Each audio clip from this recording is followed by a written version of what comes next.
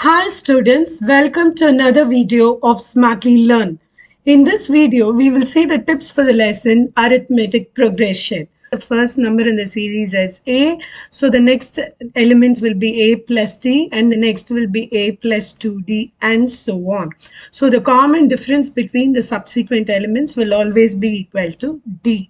Please note that D can be equal to 0, it can be negative, it can be fractions or even irrational number. So when I say fractions or irrational numbers, you need to know root 2, root 8, etc. is also a AP. How? Because the first term, let me keep it as root 2. Root 8 can be simplified as 2 root 2. So this is also considered an AP. Now, if I write 4, 4, 4, etc., then this is also an AP wherein the common difference is 0. So please keep in mind such a series is also treated as AP. Now, the formula for generating any particular term of the AP is going to be given as AN is equal to A plus N minus 1D. So if I want to generate the 10th term, here N is going to be 10, A will be the first term, always the reference to the first term, D is the common reference, and we use this formula to generate any given term that they have asked out of an AP. And there is another important property in AP that we should be aware of. If I write three terms A, B and C and claim them to be in AP, you need to know the property 2B is equal to A plus C. This also will be a very common question wherein there might be a missing variable in this three terms and they will ask you what is the value. So please remember this particular property as an important formula. You can also cross check that from this particular expression A plus D and A plus 2D. If I say 2 times of A plus D, so this is nothing but 2A plus 2D. Now you add up the first and the third term. So it is A plus 2D, which is again nothing but 2A plus 2D. So the formula will hold true even if the expression is written here, but just keep it as an important property. And if you need the middle term, then obviously you can write this as B is equal to A plus C by 2. One of the two forms you remember so that the others you can derive accordingly.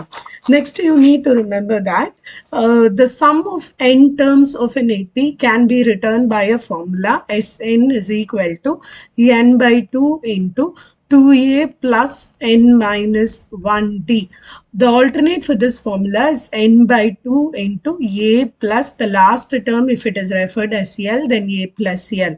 On the whole, AP itself has only these three formulas. If you include the 2b property, 2b is equal to a plus c. Only these are the formulas that are there in this lesson.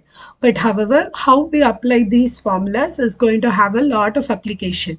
So let's quickly run through the different types of possible questions that we can use. See, for the question where they're asking you write the 10th term from the last and they have given you say an AP. Let's give a random AP of our choice. Say it is 1, 3, 5, 7, etc. up till 51. Now they're asking you the sum of 10 terms from the last. So in such a case, first you find out what is the common difference here. So the common difference here is 2.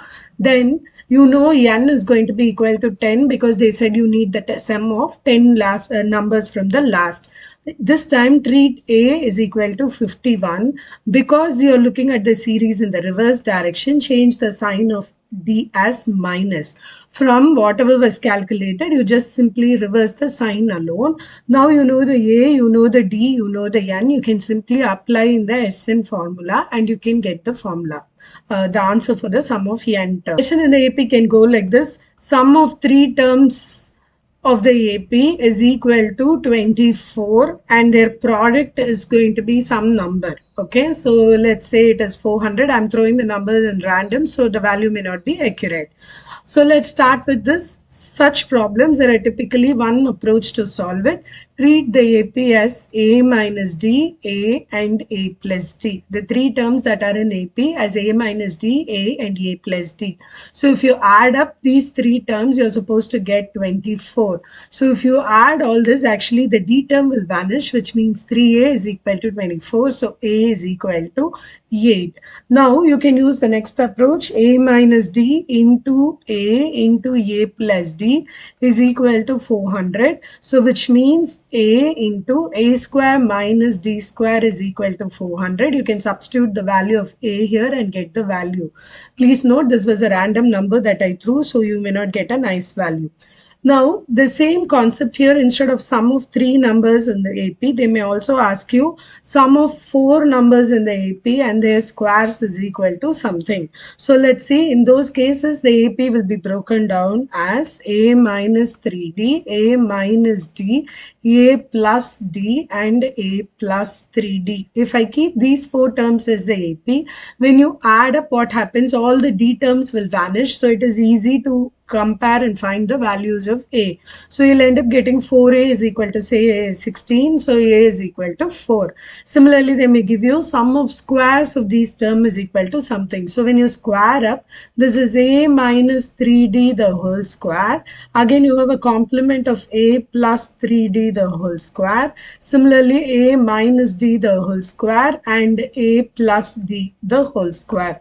So your minus 2AB, your plus 2AB, they will vanish when you perform addition. Similarly, here also the minus term, middle term, 2AB term in both the cases will vanish. So you will end up getting 4A square, then plus 9D square plus 9D square is 18D square, then another D square and D square, so maybe 2D square is equal to this particular number that was thrown to you. So this means 4A square plus 20D square is equal to this number that was given. If that is also a multiple of 4, you can simply divide everything by 4, then substitute the value of A, you will get D square is something. You can find out what is D and then you can derive the values of the AP. Please remember, if I say get the value of D is equal to plus or minus 2, the AP has to be generated in 2 orders. So let's see, for A is equal to 4 and D is equal to plus or minus 2, let's derive this. So this is 4, I'm going to take 2 plus 2 is the D now. So 4 minus 2 is 2. 4 plus 2 is 6. Then 4 plus 3D. So 3 2s are 6. 6 plus 4 is 10. And in this case, the 4 minus 6. So there will be a minus 2. This is the AP when I use plus 2 as my common difference. So obviously the other will work if there is a minus sign here. So the order of the AP will reverse as 10, 6, 2 and minus 2. You need to write both the cases and both the APs has to be listed. Otherwise, you might lose marks. Now, the next type of question that you may end up getting is the first negative number in an AP. So let's see how that gets worked out. Let me throw a sample AP here, 24, 21, 18 and 15, etc. You need to find out the first negative term. So let's use the AN formula. AN is equal to A plus N minus 1D. We are supposed to get this A. Let's keep this as 0 for now. So it should be 0 should be greater than this A plus N minus 1D. A in this case is 24 plus N we don't know. So N minus 1 and the D here is minus 3. So 0 should be greater than 24 minus 3N plus 3. So 0 is greater than 27 minus 3N. Now you first equate, you can divide this by 3 because both the terms are in multiples of 3. So 0 will be greater than 9 minus N. So now you can equate this as 0. So 9 minus N is equal to 0. So N should be equal to 9 means you will get 0. So you need to have a N value greater than 9. So the first value that you need, because they told you the first negative term. So find the next value of N here. So N is equal to 10. So the 10th term of this particular AP will be the first negative term. So till you put a 0 here. Once for you to do the understanding, you can equate it to 0, find out the value of N and then you can increase it by 1. If you are comfortable directly arriving at the answer here, that's also fine, whichever works. Now let's see. they may give you the AP instead of in this form as an expression AN is equal to 4n plus 3. Now they may ask you find out some particular data of the AP. So first let's derive the AP. Once you derive the AP, everything will be easier. So put n is equal to 1 to get the first term. So A1 or the A as simply referred is 4 into 1 is 4, 4 plus 3 is 7. So A2 will be equal to 4 into 2 is 8, 8 plus 3 is 11. Next term of the AP will be and so on. So once you do it, you can calculate what is D. You can find out the 40th term. For finding 40th term, actually you can just substitute n is equal to 40 here, so work will be done. So depending upon what kind of question they are asking, once the AP is derived, please proceed accordingly. Now, instead of AN terms, sometimes they may also give you in terms of SN. So there is a slight difference when SN is expressed in this style. So let's see, SN is equal to 3n square plus 5n by 2. So in this case, S1 is equal to 3 into 1 square plus 5 into 1, the whole thing by 2. So this is 3 plus 5, 8 by 2, that is 4. So S1 is equal to 4 means the sum of first term. So that is nothing but the first term. So you can directly take this as A. Now let's compute S2. S2 is equal to 3 into 2 square plus 5 into 2 is 10 divided by 2. So 4, this is 4, 4 3s are 12, 12 plus 10, 22, 22 divided by 2 is 11. So S2 is 11, which means the sum of first term and second term is 11. So A plus A2 is equal to 11. You already have A as 4. So A2 will be 11 minus 4, which is 7. So you got the first term as 4, the second term as 7. So you can calculate D as 7 minus 4 is 3. So please remember, when S2 comes, you cannot directly take S2 as A2. It is A1 plus A2. We will already know the value of A or A1 as it is referred, and you can subtract that value to get A2 and again subtract A from A2 to get the common difference. So once this is done, then we will know how to solve it. So whatever questions are asked, we can proceed with that. Now there is another special sum that is very important, sometimes very commonly asked too.